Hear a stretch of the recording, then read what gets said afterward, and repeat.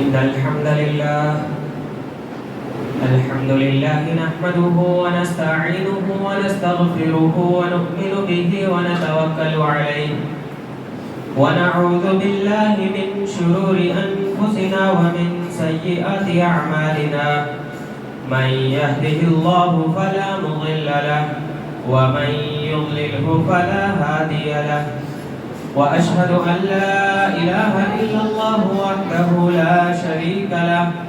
وأشهد أن محمدا عبده ورسوله أما بعد فإن خير الحديث كتاب الله وخير الهدي هدي محمد صلى الله عليه وسلم وشر الأمور محدثاتها وكل محدثة بدعة وكل بدعة ضلالة وكل ضلالة في النار. فقد قال الله سبحانه وتعالى في كلامه المجيد: أعوذ بالله السميع العليم من الشيطان الرجيم من همزه ونفخه ونفسه.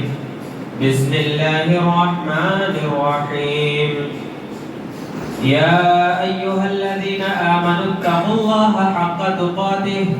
ولا تموتن إلا وأنتم مسلمون. يا أيها الناس اتقوا ربكم الذي خلقكم من نفس واحدة وخلق منها زوجها وبث منهما رجالا كثيرا ونساء واتقوا الله الذي تساءلون به والأرحام إن الله كان عليكم رقيبا. يا أيها الذين آمنوا اتقوا الله وقولوا قولا سديدا يصلح لكم أعمالكم ويغفر لكم ذنوبكم ومن يطع الله ورسوله فقد فاز فوزا عظيما. وقال: ألم نجعل له عينين ولسانا وشفتين. وقال: ولا تقولوا لما تصف ألسنتكم الكذب هذا حلال وهذا حرام لتفتروا على الله الكذب إن الذين يفترون على الله الكذب لا يفلحون. وقال النبي صلى الله عليه وسلم: إذا أصبح ابن آدم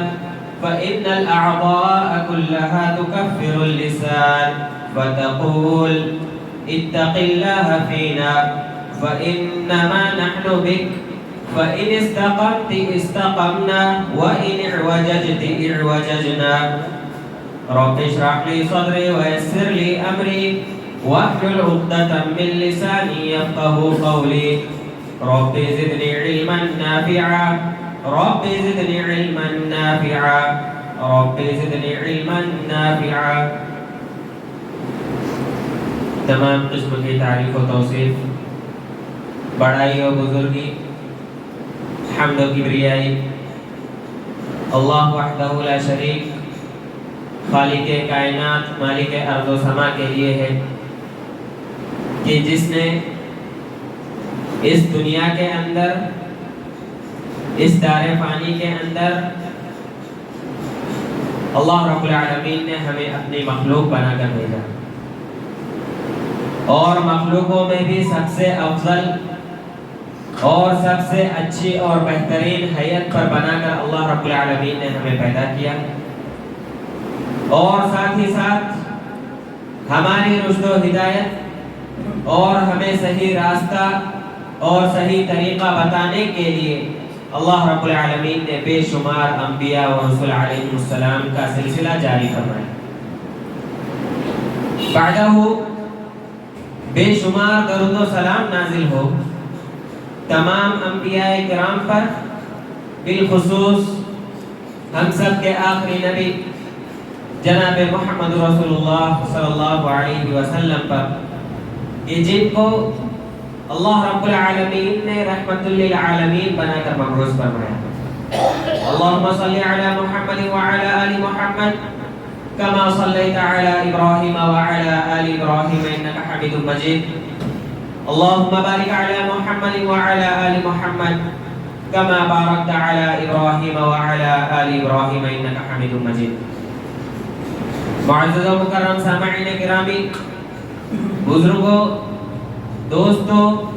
اور میری آواز کو سننے والی ماں اور بہنوں، آج کے اس خطبہ جمعہ میں جس موضوع کے تحت میں لب کشائی کرنا چاہتا ہوں وہ موضوع ہے کہ زبان اور اس کی آفتیں. معزز سامعین،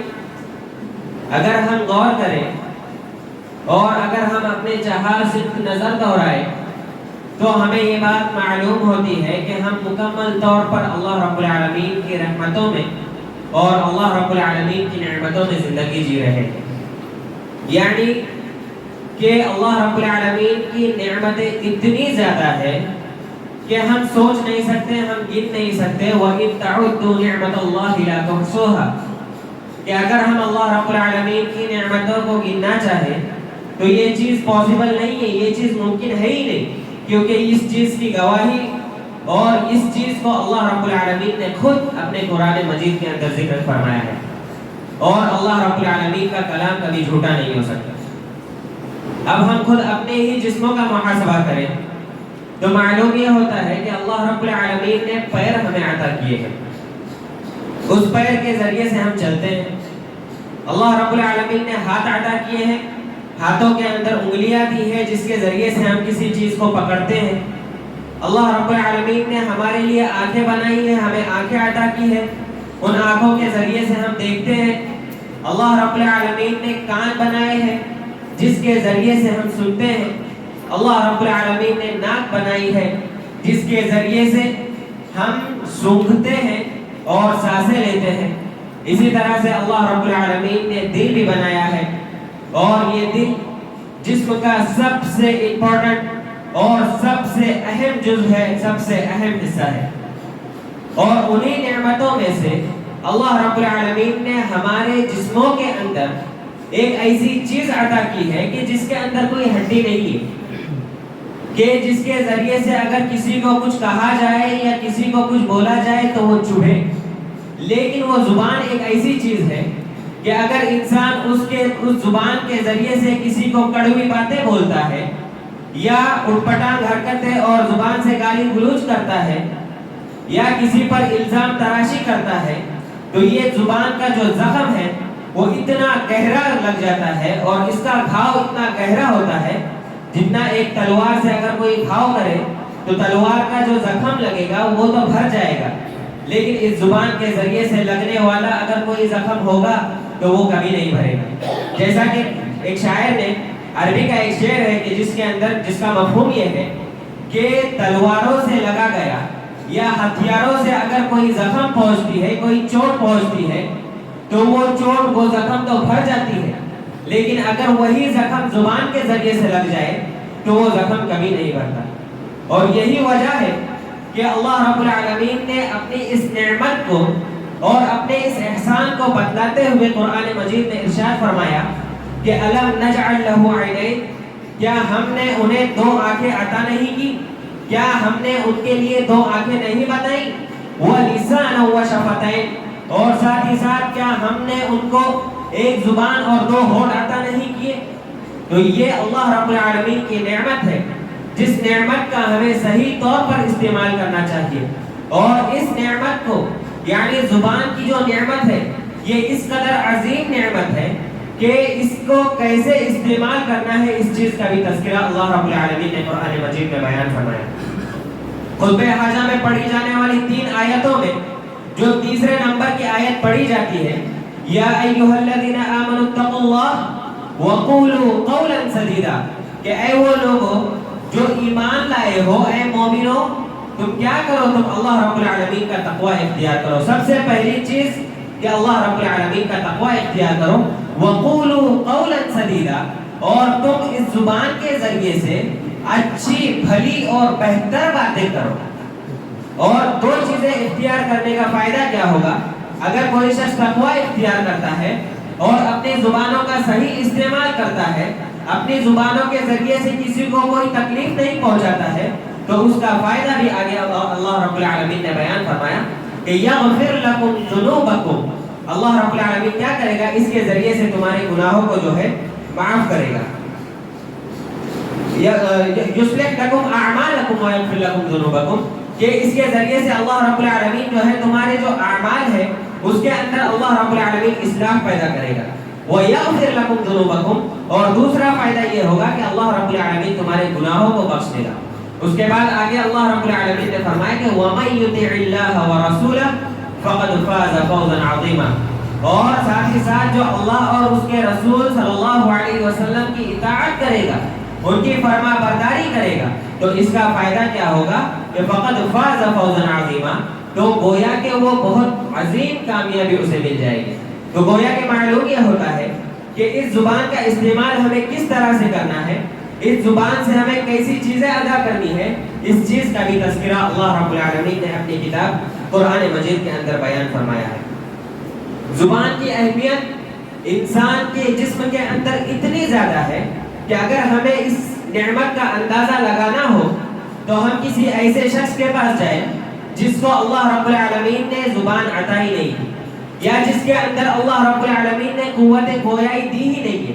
زبان کے ذریعے سے ہم آوازیں نکالتے ہیں اور اپنی جو مراد ہے، اپنی بات کا جو خلاصہ کلام ہے، ہم وہ سامنے والے کو پیش کر سکتے ہیں، سامنے والے کو سمجھا سکتے ہیں کہ ہم کیا کہنا چاہ رہے ہیں. لیکن وہی چیز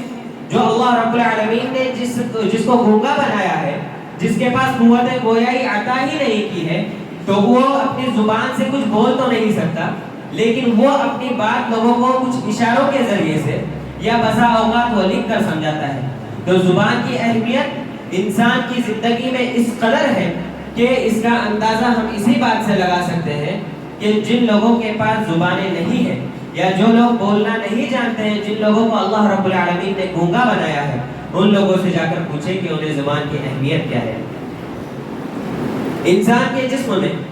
زبان کی اہمیت اس قدر عظیم ہے کہ آپ صلی اللہ علیہ وسلم کی حدیث کے ذریعے سے اس کی اہمیت واضح ہو جاتی ہے. ترمذی کی روایت ہے کہ آپ صلی اللہ علیہ وسلم نے فرمایا کہ اذا اصبح ابن آدم فإن الأعضاء كلها تكفر اللسان، کہ جب ایک آدم کی اولاد بنی آدم جب صبح کرتا ہے، صبح سویرے جب اٹھتا ہے، تو فإن الأعضاء كلها تكفر اللسان، تو انسان کے جسم کے جتنے بھی اعضاء ہیں، چاہے وہ ہاتھ ہو، پیر ہو، دل ہو، دماغ ہو، آنکھیں ہو، سب کے سب جتنے بھی اعضاء ہیں وہ تمام کے تمام زبان سے عاجزی اور انکساری کے ساتھ اور تواضع اور خاکساری کے ساتھ التماس کرتی ہے. فتقول، تو جو اعضاء ہیں وہ کہتے ہیں کہ اتق اللہ فینا، کہ اے زبان تو ہمارے معاملے میں اللہ رب العالمین سے ڈر، اللہ رب العالمین کا خوف کھا. فإنما نحن بک، اس لیے کہ ہمارا جو دار و مدار ہے وہ تجھی پر ہے. زبان سے کہتے ہیں تمام اعضاء کہ ہمارے جسم کا اور ہمارے اعضاء جو انسان کے اندر دیے ہیں، اس اعضاء کا دار و مدار پورا کا پورا انسان کی زبان پر ہے. فإن استقمت استقمنا، اگر تو صحیح سلامت رہی تو ہم سمجھ لو کہ ہم صحیح سلامت رہیں گے. وإن اعوججت اعوججنا، اور اگر تو بگڑ گئی اور اگر تو خراب ہو گئی، تو ٹیڑھی ہو گئی، تو ہم بھی ٹیڑھے ہو جائیں گے. تو گویا کہ یہ معلوم ہوتا ہے کہ زبان کی اہمیت انسان کے جسم میں اس قدر عظیم ہے کہ جسم کے تمام اعضاء جو ہے صبح صبح زبان سے پناہ مانگتے ہیں اور زبان سے التماس کرتے ہیں کہ پورا دن جانا باقی ہے، ہمارے معاملے میں ہمارے تعلق سے تو اللہ رب العالمین سے ڈر،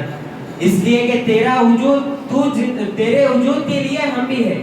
جہاں تیرا وجود ہے وہیں پر ہمارا بھی وجود ہے. لیکن اگر تو صحیح سلامت ہے تو ہم صحیح سلامت ہیں، اور اگر تو بگڑ جائے گی تو ہم بھی ٹیڑھے ہو جائیں گے، ہم بھی بگڑ جائیں گے. زبان کو اگر قابو میں رکھا جائے،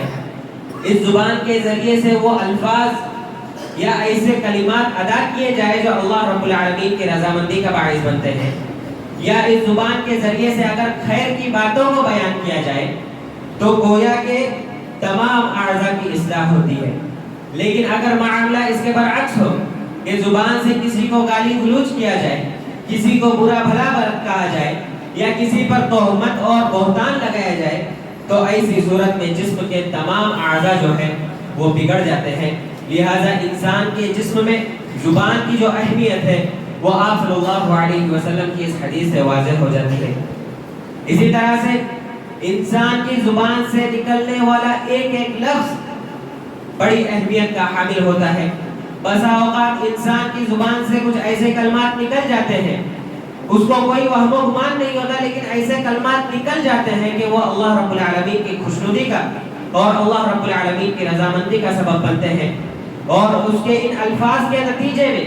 زبان سے نکلنے والے ان چند کلمات کے نتیجے میں اللہ رب العالمین ایسے بندے سے اس قدر خوش ہوتا ہے کہ اسے جنت میں داخل کرتا ہے۔ اور وہیں پر بسا اوقات انسان کی اسی زبان کے ذریعے سے کچھ کلمہ ایسے نکل جاتے ہیں جو اللہ رب العالمین کی ناراضگی کا سبب بنتے ہیں، یا ان زبان کے ذریعے سے شرکیہ اور کفریہ الفاظ نکلتے ہیں، لیکن ہمیں اس چیز کا وہم و گمان نہیں رہتا، ہم اس چیز کے بارے میں سوچتے بھی نہیں ہیں، لیکن وہ الفاظ اس قدر مطلب انسان کی زندگی پر رونما ہو جاتے ہیں کہ اس ایک کلمے سے یا ان الفاظ کے نکلنے سے وہ اللہ رب العالمین کو ناراض کر دیتے ہیں، اور جس کے نتیجے میں اللہ رب العالمین جو ہے ایسے بندے کو جہنم کے اندر داخل کرتا ہے۔ آپ صلی اللہ علیہ وسلم کی روایت صحیح بخاری کے اندر موجود ہے کہ آپ صلی اللہ علیہ وسلم نے ارشاد فرمایا کہ ان العبد یتکلم بکلمۃ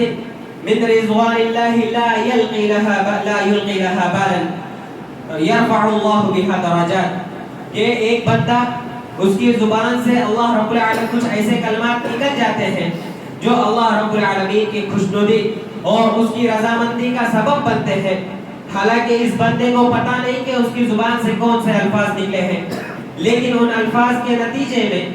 اللہ رب العالمین ایسے بندے کے درجات کو بلند کرتا ہے۔ وَإِنَّ الْعَبْدَ يَتَكَلَّمُ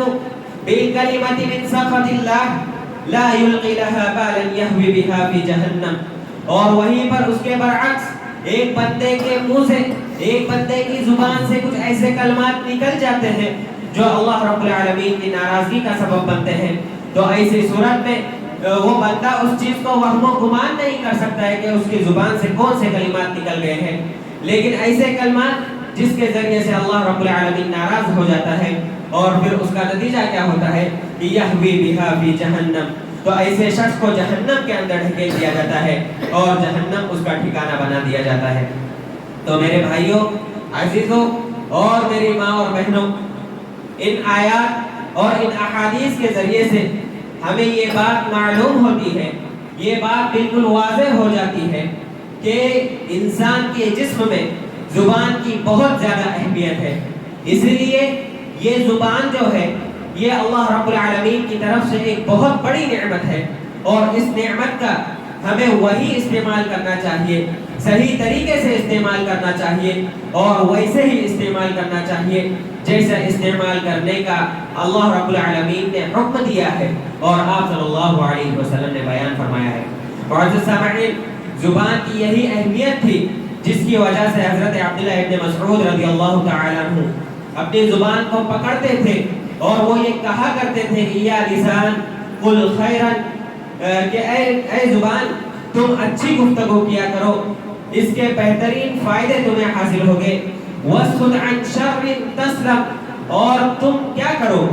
جو شر کی چیزیں ہیں، جو بری چیزیں ہیں، اس چیز پر تم خاموش ہوا کرو، یعنی بری باتوں سے تم خاموش ہوا کرو، اس طرح سے تمہاری زبان جو ہے بہت ساری برائیوں سے محفوظ رہے گی، من قبل ان تندم، اس سے پہلے کہ قبل اس کے کہ تمہیں شرمندگی کا سامنا کرنا پڑے۔ ثم قال سمعت رسول اللہ صلی اللہ علیہ وسلم، پھر حضرت عبداللہ بن مسعود رضی اللہ تعالیٰ عنہ بیان فرماتے ہیں کہ میں نے نبی اکرم صلی اللہ علیہ وسلم کو یہ فرماتے ہوئے سنا ہے کہ آپ صلی اللہ علیہ وسلم فرما رہے تھے کہ بنی آدم جو ہے اس کی اکثر غلطیاں اسی زبان کے ذریعے سے ہوتی ہے۔ تو گویا یہ صحیح ترغیب و ترہیب کی روایت ہے جسے علامہ البانی رحمہ اللہ نے اپنی کتاب کے اندر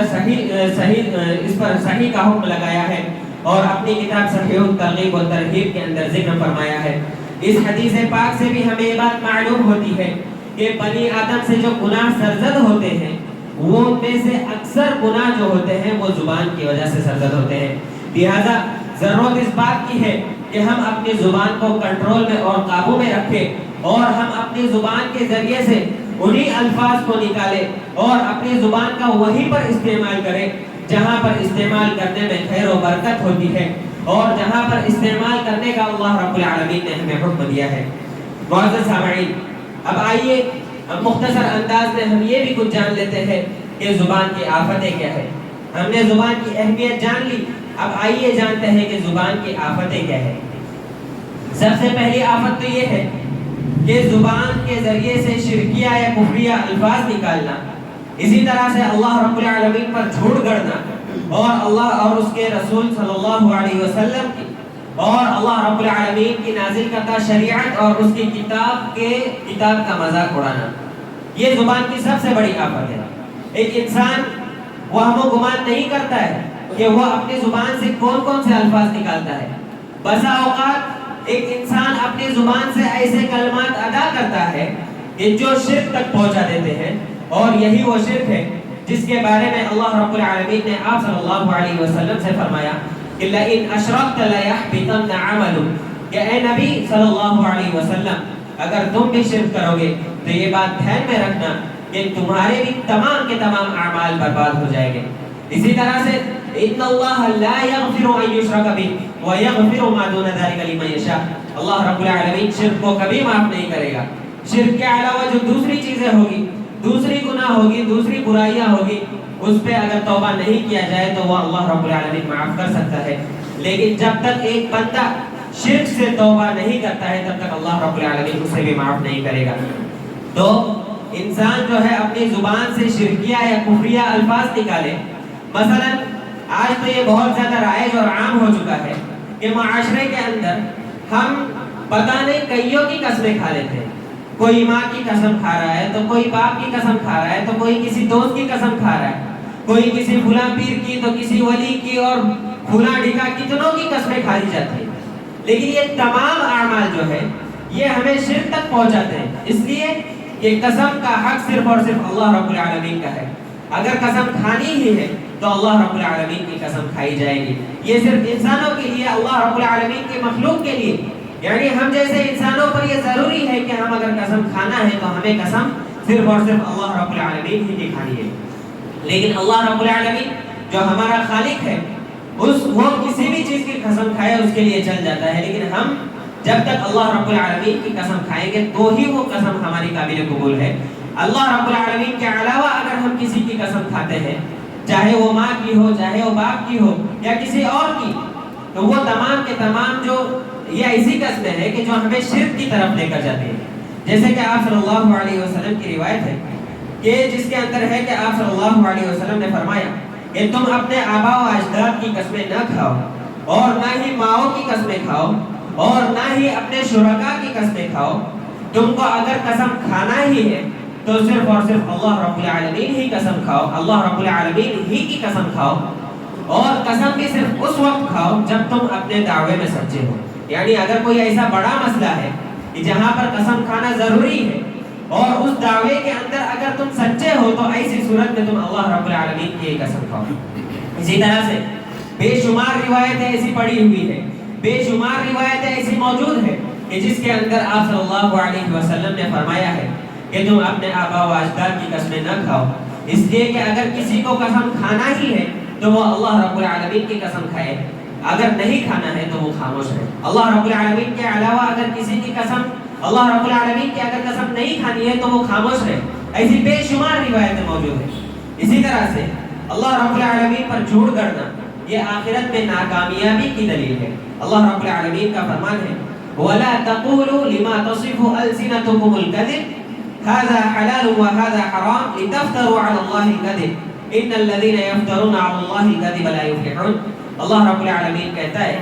کہ تم جو ہے اللہ رب العالمین کے حلال کردہ چیزوں کو، اللہ رب العالمین کی جو احکامات ہیں اس میں تم کسی طرح کی اپنی زبانوں کے ذریعے سے چینجنگ مت کرو۔ یعنی اگر اللہ رب العالمین نے کسی حکم کو، کسی چیز کا حکم تمہارے لیے حرام بتایا ہے تو تم اسے حلال مت کرنا، اور اسی طرح سے اگر تمہارے لیے کوئی چیز حرام کر دی گئی ہے تو اسے تم حلال مت کہنا۔ اور اس کا نتیجہ یہ ہے کہ اگر تم اللہ رب العالمین پر جھوٹ باندھو گے تو جو لوگ بھی اللہ رب العالمین پر جھوٹ باندھیں گے تو ان کا نتیجہ کیا ہوگا کہ وہ آخرت کے دن، قیامت کے دن وہ لوگ کامیاب نہیں ہو سکتے۔ اسی طرح سے اللہ رب العالمین پر گویا کہ اللہ رب العالمین کے حرام کردہ چیزوں کو حلال قرار دینا اور حلال کردہ چیزوں کو حرام قرار دینا، یہ اللہ رب العالمین پر جھوٹ باندھنا ہے، اور جس کا گھاٹا اور خسارہ بہت زیادہ ہے کہ آخرت میں ناکامیابی کے علاوہ کوئی اور چیز حاصل ہی نہیں ہو سکتی۔ اسی طرح سے اللہ رب العالمین کی نازل کردہ شریعت کا مذاق اڑانا بھی کفر ہے، اور یہ ایسا عمل ہے، یہ تینوں جو چیزیں ابھی بتائی گئی کہ اللہ رب العالمین کے شرکیہ اور کفریہ الفاظ استعمال کرنا اپنی زبانوں سے، یا اللہ رب العالمین پر جھوٹ باندھنا، یا اللہ رب العالمین کی نازل کردہ شریعت کا مذاق اڑانا، یہ تینوں چیزیں ایسی ہیں کہ جس کے ذریعے سے انسان دائرے اسلام سے خارج ہو سکتا ہے، انسان کافر بن سکتا ہے۔ اللہ رب العالمین ارشاد فرماتا ہے وَلَئِن سَأَلْتَهُمْ لَيَقُولُنَّ إِنَّمَا كُنَّا نَخُوضُ وَنَلْعَبُ، اگر ان سے پوچھا جائے تو وہ اس کا یہ جواب دیتے ہیں کہ ہم تو بس ایسی ہی مذاق کے لیے اور کھیل، تھوڑا بہت کھیل کے لیے ہم جو ہے اللہ رب العالمین کی آیتوں کو جھٹلاتے تھے۔ قُلْ أَبِاللَّهِ وَآيَاتِهِ وَرَسُولِهِ كُنْتُمْ تَسْتَهْزِئُونَ، تو اے نبی صلی اللہ علیہ وسلم آپ یہ کہہ دیجئے کیا تم اللہ رب العالمین کا اور ساتھ ہی ساتھ اللہ کی نازل کردہ آیات اور اس کے احکامات کا اور اللہ رب العالمین کے بھیجے گئے رسول کا تم مذاق اڑاتے ہو؟ لا تعتذروا قد كفرتم بعد ایمانکم، اب اس کے آگے تم اپنا ایک بھی عذر پیش مت کرنا، اس لیے کہ قد کفرتم بعد ایمانکم، تم ایمان لانے کے بعد پھر کافر ہو چکے ہو۔ یہ اللہ رب العالمین کی آیت اور اللہ رب العالمین کا کلام کہتا ہے۔ تو یہ زبان کی سب سے بڑی آفت ہے کہ ایک انسان جو ہے اپنی زبانوں سے ایسے الفاظ استعمال کرے جس کے ذریعے سے وہ دائرے اسلام سے خارج ہو سکتا ہے۔ اسی طرح سے دوسری آفت یہ ہے کہ آپ صلی اللہ علیہ وسلم کی طرف کچھ باتوں کو منسوخ کر دینا، بات اپنی ہو لیکن اس کو ہم ایسا پیش کریں گویا کہ وہ آپ صلی اللہ علیہ وسلم نے بیان فرمائی ہو، جیسے کہ حدیث کے بعد میں بہت ساری موضوع روایات آتی ہیں۔ تو یہ موضوع کیا ہوتی ہے؟ یہ جو الفاظ ہوتے ہیں ان حدیثوں کے یا ان روایات کے جو الفاظ ہوتے ہیں وہ آپ صلی اللہ علیہ وسلم سے مروی نہیں ہوتے، بلکہ کسی فرد نے وہ الفاظ کہے ہو اور وہ الفاظ آپ صلی اللہ علیہ وسلم کی طرف منسوخ کر دیے ہو۔ چنانچہ جو شخص بھی اس طرح کا عمل کرے گا تو ایسا شخص بھی جہنم کے اندر داخل کیا جائے گا۔ آپ صلی اللہ علیہ وسلم کا فرمان ہے ان کذبا علی لیس کذب علی احد، کہ میرے اوپر جھوٹ باندھنا تم میں سے ہر کسی پر جھوٹ باندھنے کی طرح نہیں ہے، یعنی میرا معاملہ جو ہے وہ الگ ہے۔ من کذب علی متعمدا فلیتبوأ مقعده من النار، کہ جو شخص بھی مجھ پر جھوٹ باندھے گا، جو شخص بھی میری طرف کوئی بات ایسی منسوخ کرے گا جو میں نے کہا ہی نہیں ہے، تو فلیتبوأ مقعده من النار، تو ایسا شخص کیا کرے؟ اپنا ٹھکانہ جو ہے وہ جہنم کو بنا لے۔ اسی طرح سے ایک زبان کی آفت یہ ہے کہ عمومی بول چال میں بھی جھوٹ بولے۔ ایک انسان کیا کرتا ہے؟ عام حالات میں جب اپنے دوستوں سے باتیں کر رہا ہوتا ہے یا ٹیچروں کے سامنے ہوتا ہے تو وہ جھوٹ بہت زیادہ بولتا ہے، بات سچی الگ ہے لیکن وہ جھوٹ کا اس میں بھی سہارا لیتا ہے۔ یہ بھی ایک بہت بڑی غلطی ہے اور بہت بڑا جرم ہے۔ اس کے بارے میں آپ صلی اللہ علیہ وسلم نے فرمایا ہے فَإِيَّاكُمْ وَالْكَذِبَ، کہ تم جو ہے جھوٹ بولنے سے بچو۔ فَإِنَّ الْكَذِبَ يَهْدِي إِلَى الْفُجُورِ، اس لیے کہ جھوٹ جو ہے تمہیں گناہ کی کاموں کی طرف لے کر جائیں گے۔ وَإِنَّ الْفُجُورَ يَهْدِي إِلَى النَّارِ، اور یہ جو گناہ کے کام ہے، برائی کے جو کام ہے، یہ تمہیں کہاں لے کر جاتے ہیں؟ جہنم کی طرف لے کر جاتے ہیں۔ تو گویا کہ معلوم یہ ہوتا ہے کہ آپ صلی اللہ علیہ وسلم کی حدیث اس بات پر دلالت کرتی ہے کہ ہم جو ہے عمومی بول چال کے اندر بھی جھوٹ نہ کریں۔ اسی طرح سے آپ صلی اللہ علیہ وسلم نے سختی سے منع کیا ہے کہ اگر کوئی فرد کسی کو ہنسانے کے لیے یا لوگوں کی خوشنودی حاصل کرنے کے لیے بھی اگر جھوٹ بولتا ہے تو آپ صلی اللہ علیہ وسلم نے فرمایا کہ ایسے شخص کے لیے ہلاکت ہے،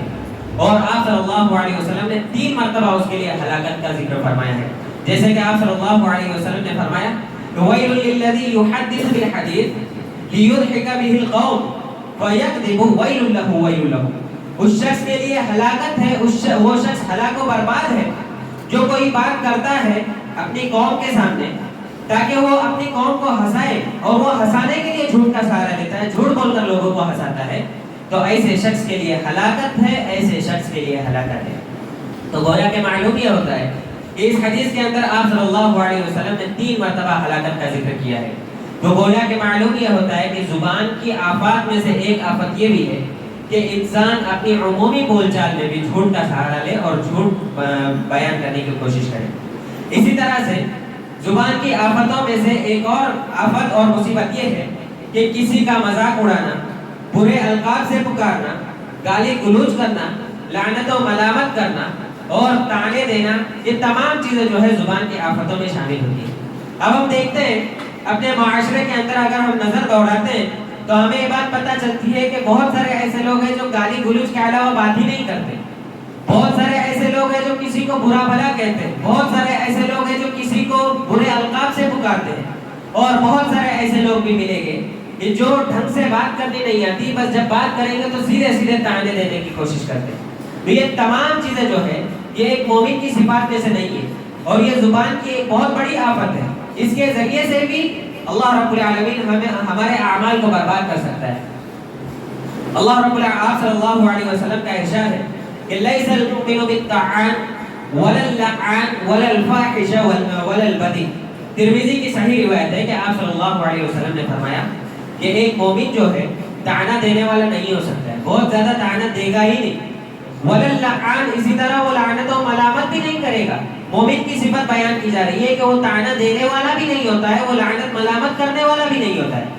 ولا الفاحش، اور وہ برے کام کرنے والا بھی نہیں ہوتا ہے. ولا البذیء، اور نہ ہی وہ بے حیائی کے الفاظ اپنی زبانوں سے استعمال کرتا ہے یا اپنی زبانوں سے بے حیائی کے الفاظ نکالتا ہے. تو گویا کہ معلوم یہ ہوتا ہے کہ جو شخص مومن ہوتا ہے وہ کبھی کسی کو طعنے بازی نہیں کرے گا، وہ گناہ کے کاموں میں نہیں پڑے گا، کسی کو مطلب بے حیائی اور برے الفاظ اپنی زبانوں سے نہیں نکالے گا. اسی طرح سے اللہ رب العالمین نے اپنے قرآن، اپنی کتاب قرآن مجید کے اندر بھی واضح طور پر ارشاد فرمایا کہ یا ایھا الذین آمنوا لا یسخر قوم من قوم، کہ اے وہ لوگوں جو ایمان لائے ہو، تم میں سے کوئی قوم کسی دوسری قوم کا مذاق نہ اڑائے. عسیٰ ان یکونوا خیرا منہ، قریب ہے کہ جس کا مذاق اڑایا جا رہا ہے وہ اس سے بہتر ہو. ولا نساء من نساء عسى ان يكن خيرا منهن، اور نہ ہی کوئی عورت کسی عورت کا مذاق اڑائے، امید قریب ہے کہ جس کا مذاق اڑایا جا رہا ہے وہ بہتر ہو. ولا تلمزوا انفسكم ولا تنابزوا بالالقاب، اور اللہ رب العالمین نے کیا فرمایا کہ تم جو ہے نفسوں پر طعنہ بازی مت کرو یا کسی نفسوں کو مطلب برا بھلا مت کہو. ولا تنابزوا بالالقاب، اور کسی کو ان کے برے القاب سے بھی مت پکارو. تو گویا کہ ان آیات اور ان احادیث کے ذریعے سے یہ بات بالکل واضح ہوتی ہے کہ زبان کی آفتیں بہت ہی زیادہ ہیں، اور زبان یہ اللہ رب العالمین کی ایسی نعمت ہے کہ جس کا ہمیں صحیح طور پر استعمال کرنے کی کوشش کرنی چاہیے. آخر میں اللہ رب العالمین سے دعا کرتے ہیں کہ الہ العالمین تو ہم تمام لوگوں کو اپنی زبانوں کا صحیح استعمال کرنے کی توفیق عطا فرما، اور الہ العالمین اس زبان کے ذریعے سے خیر کی باتوں کے علاوہ کوئی اور بات نہ نکال. الہ العالمین تو ہم تمام لوگوں کو اس بات کی توفیق دے کہ یہ جب تک ہم زندہ رہے اس زبان کے ذریعے سے تیرا ذکر و اذکار کرتے رہے، اور اس زبان کے ذریعے سے صرف وہی الفاظ ادا کرتے رہے جو تیری رضا اور خوشنودی کا سبب بنتی ہیں. اور الہ العالمین اس زبان سے کسی کو زخم نہ پہنچے، اس چیز کی بھی ہم دعا کرتے ہیں. آمین. تقبل یا رب العالمین وتب علینا انک انت التواب الرحیم. بارک اللہ لنا ولکم فی القرآن الکریم ونفعنی وإیاکم بالآیات والذکر الحکیم. انہ تعالی جواد کریم ملک بر رؤوف رحیم.